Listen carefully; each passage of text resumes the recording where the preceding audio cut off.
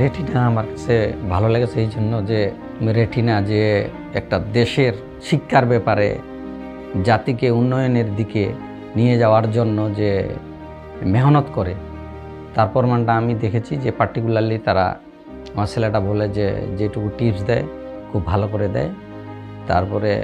সহযোগিতা করে, তারপরে আমাকে আবার গার্ডিয়ান হিসাবে আমাকে আবার মেসেজ দেয়, তারপরে কোনো যদি ঘাটতি থাকে সেটাও জানিয়ে দেয় যে একটু আপনি তাকে উদ্বুদ্ধ করবেন